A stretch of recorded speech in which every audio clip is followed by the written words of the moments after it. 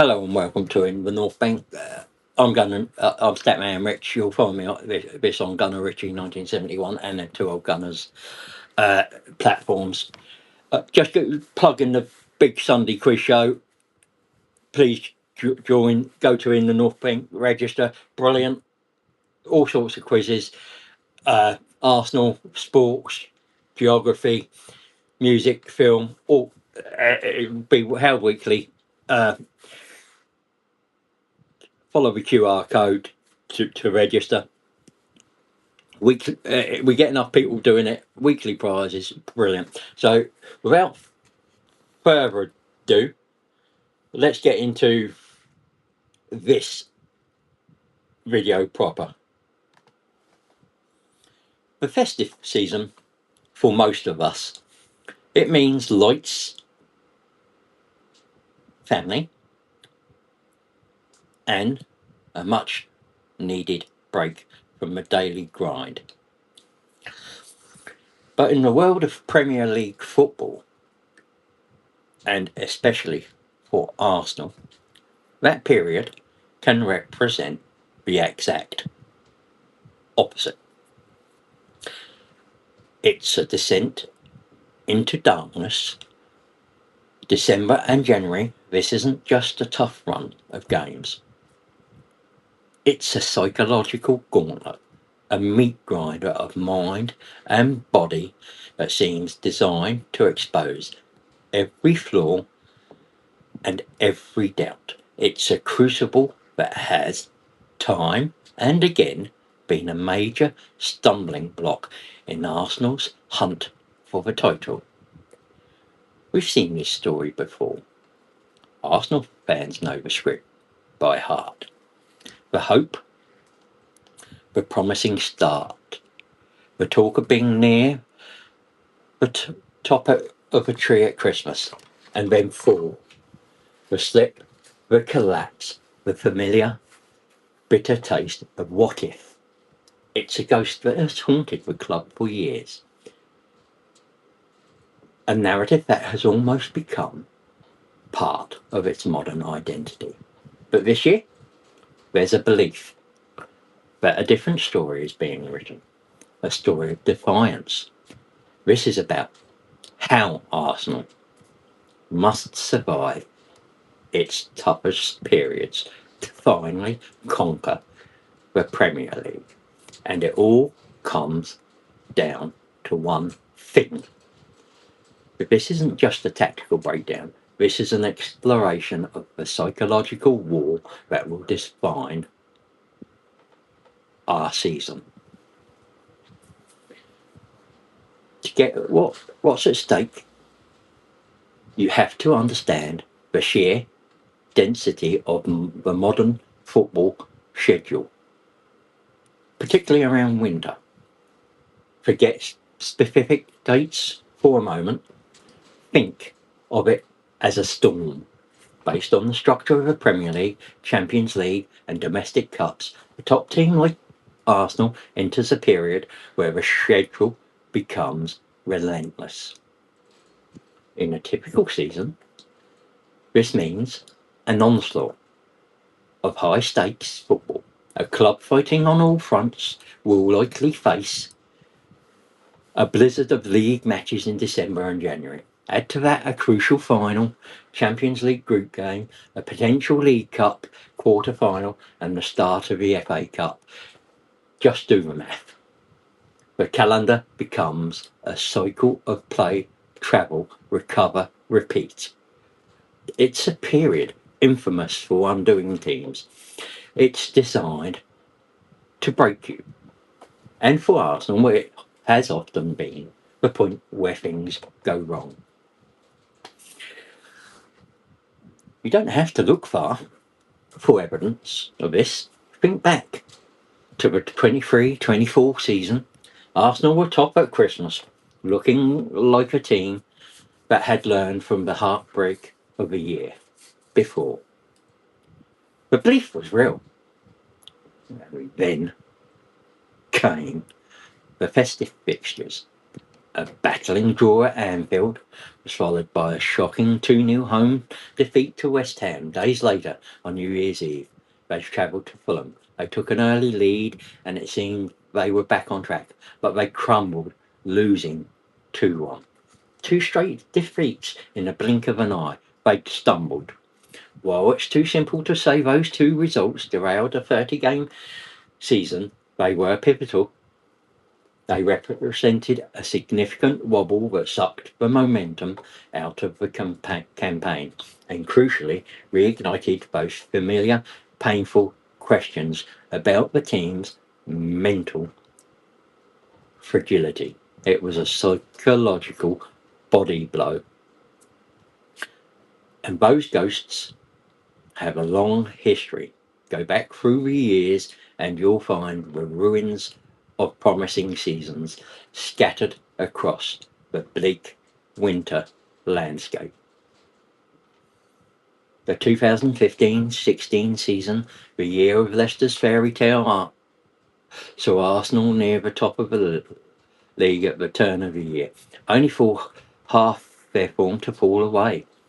That season wasn't lost to a historic rival, but to an underdog story that capitalised on the failings of other. In 2013-14, they again led the way around Christmas, only for their form to fall off a cliff in the new year. This history can be a burden. It can create an expectation of failure. Every Arsenal fan feels it. The media builds the narrative around it. And the players, no matter what, how much they try to block it out, are aware of it. They walk onto the pitch during this period carrying the weight of past teams. The fixture pile-up isn't just about the number of games, it's the nature of them. They are often ugly, attritional scraps. A wet and windy Tuesday night away to teams fighting for their lives. A derby match fueled by festive tension. A top of a table clash where the pressure is suffocating. This is football at its most raw and demanding. And it is in these moments that titles are not won, but they can certainly be lost. The question is always the same. Has Arsenal finally built the mental fortitude to survive it?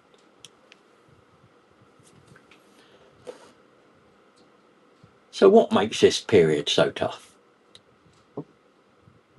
It's more than just tired legs. It's a mental battle waged on multiple fronts. To really get what Arsenal have to overcome, we need to look at the invisible forces at play. First, there's the sheer weight of that history we talked about. This cursed narrative is a self-perpetuating cycle of anxiety. The media, knowing the club's past, sharpens its knives. Pundits frame every match as a make-or-break test. A draw isn't just a draw. A defeat isn't a defeat, it's a collapse. This external pressure inevitably seeps into the club and the fan base, creating a tension that surrounds every match. For the players, it becomes a battle against a ghost. They're not just playing the 11 people in front of them, they're playing against the perceived failures of the last decade.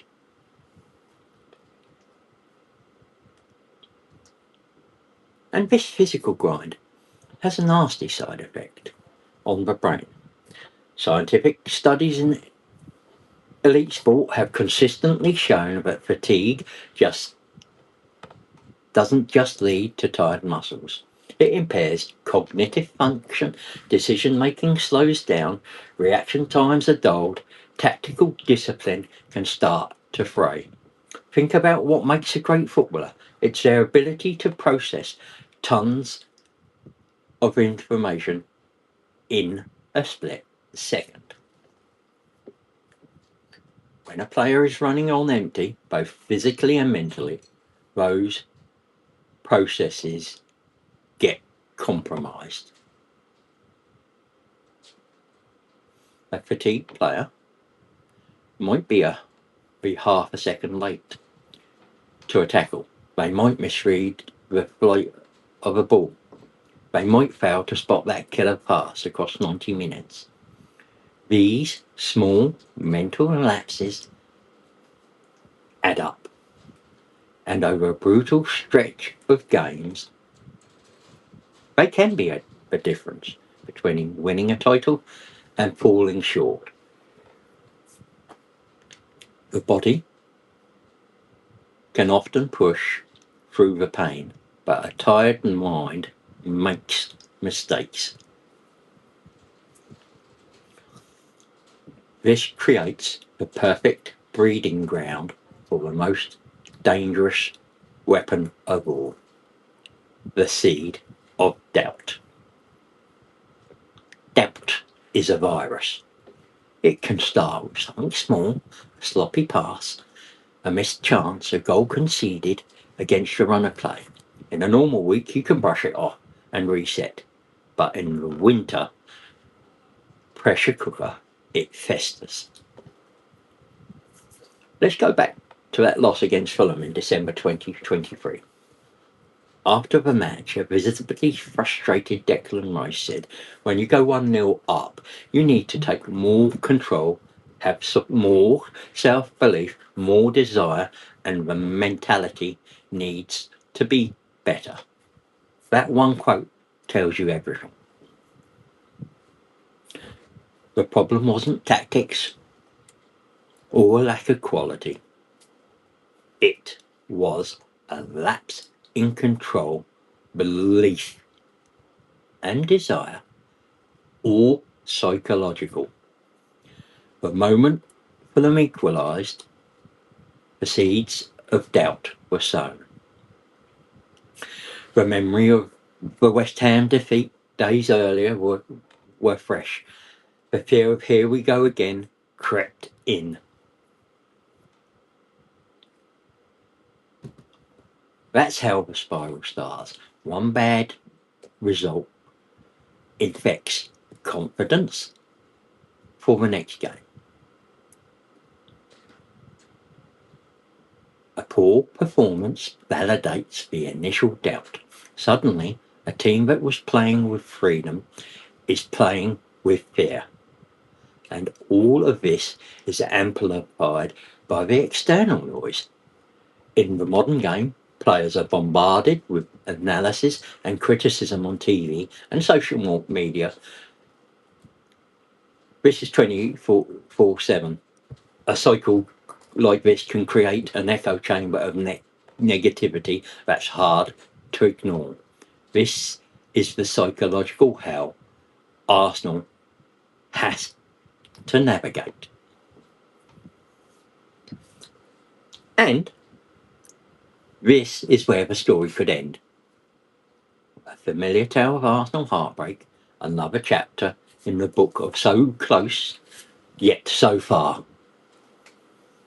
But before we explore this season, this team and this manager might just be different. Make sure to subscribe to the channel if you want more deep analysis that goes beyond the end headlines. The story isn't over yet.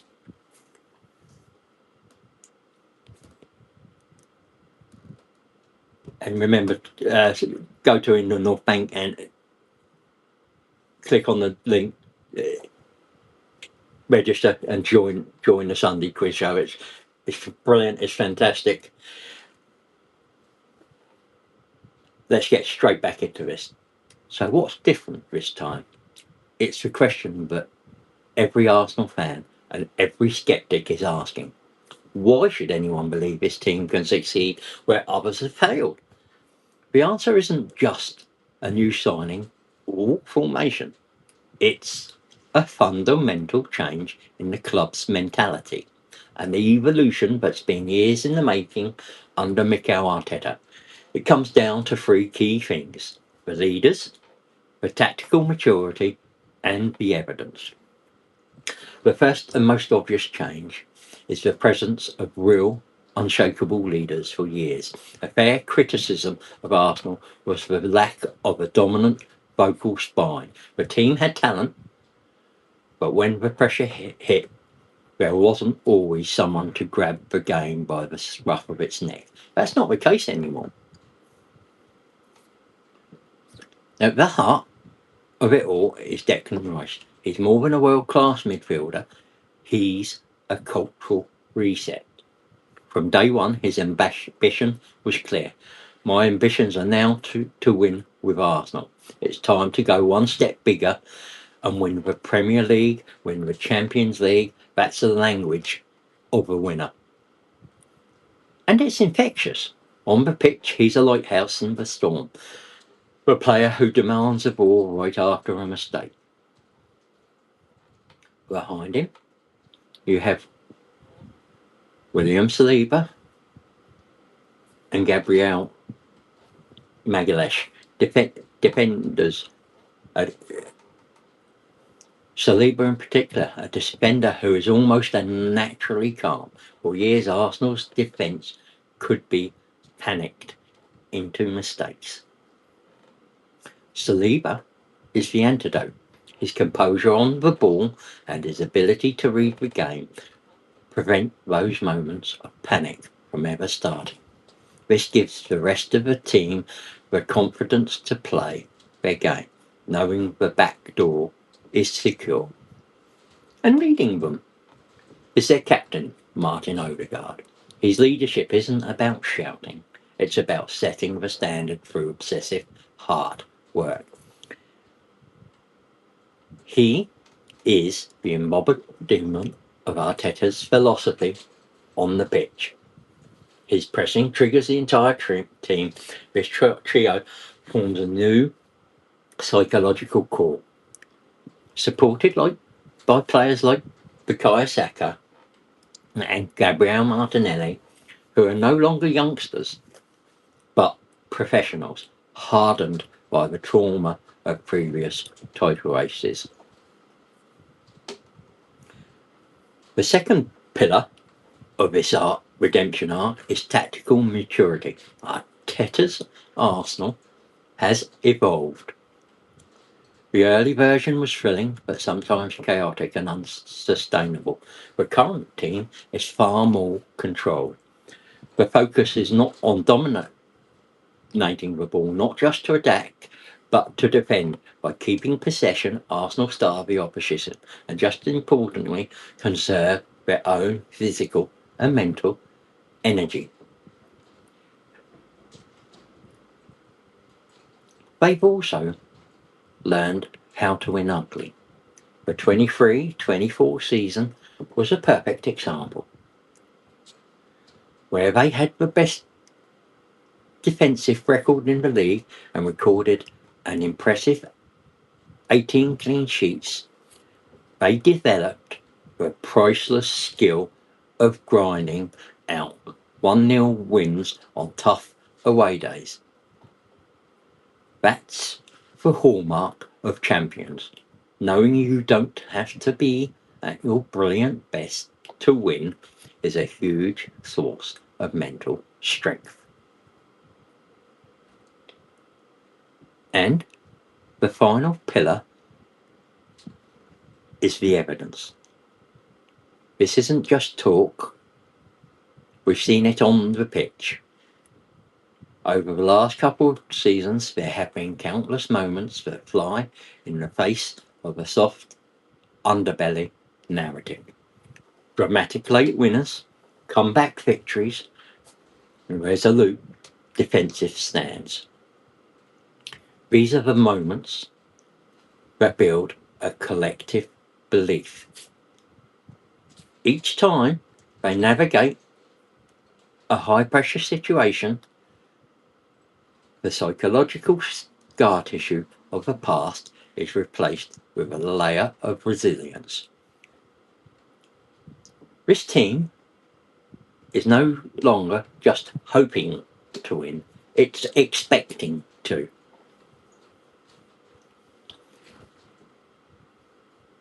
So, in conclusion, the story of Arsenal's Premier League ambition has often been a story of talent, style, and ultimately fragility. And that fragility has often been exposed in the unforgiving winter months, a period that has frequently been a graveyard for their total dreams. The gauntlet that awaits them is the same as always, a relentless barrage of fixtures that tests the limits of body and mind. But as we look at the team today, the narrative feels different. The foundations of this Arsenal side seem stronger, forged in the fires of past failures. This is a team built in its manager's image, obsessive, resilient, and demanding. It's led by a core of players who have a winner's mentality and refuse to be defined by the ghosts of the club's past. In Declan Rice, they have an anchor. In William Saliba, a pillar of calm. And in Martin Odegaard, a calm captain who leads by example. They have a tactical system built for control, and they've learned the art of winning ugly. The journey through the toughest parts of the season will be the toughest and will ultimately test this new identity. It will be the moment we discover if they have truly evolved. The stage is set. The gauntlet will be thrown. The question is no longer if Arsenal have the quality, but if they have finally forged the mind of a champion. This season, we will find out more. Thank you for watching. I'm Statman Rich. You're watching this on either Gunny Ritchie 1971 in the North Bank, Two Old Gunners, or you're listening to this on the podcast. Please like, subscribe, leave a review if it's on the podcast. Don't forget the big Sunday quiz on in the North Bank. Follow the QR code, register, come join us on Sunday night for a quiz. We have to be weekly ones, monthly ones. There'll be Arsenal ones. There'll be all sorts. And this isn't. If we get enough people doing it, there will be prizes. I can't state. It's quick. It's easy. They're multiple choice most of the time, and you will love it. Thank you for watching once again. Stay safe and come on, you Gunners.